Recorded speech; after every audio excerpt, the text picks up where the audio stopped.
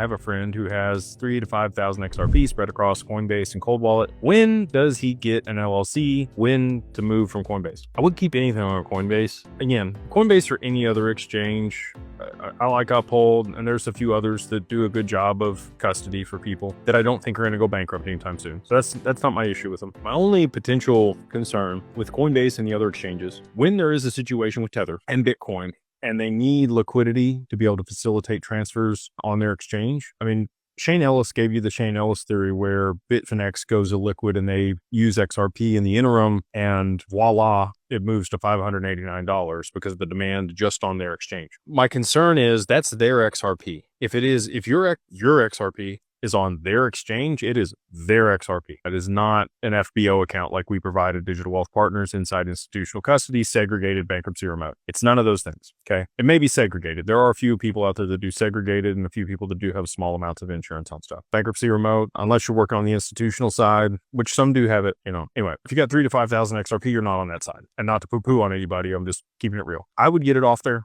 get it on your cold wallet, just so that you don't have any counterparty risk. You still have your own risk at that point, right? Like you have radical responsibility. There's no recourse. There's no insurance on your cold wallet. I would get it off the exchange. I'd get it on the cold wallet. If you don't feel comfortable having it all in one place, maybe you have 2 cold wallets. Zaman is a hot wallet, but it's secure. I like Weed Say. I like his products. I think that they're doing a good job. They are charging fees now for larger transactions on there. They got to make money somehow. So I get that. It didn't used to be that way though. So anyway, I would get it off of Coinbase. If it were me, that's what I would do. If you want to sell some later, you move it back on there. You got an account. Right. And then for the LLC, again, once you get to somewhere between $50,000 and $80,000 in total portfolio value in crypto, that's where things start to make sense on the cost of benefit. Less than that, you're going to be better suited, just continue to dollar cost average and spend $2,000 on that versus the LLC.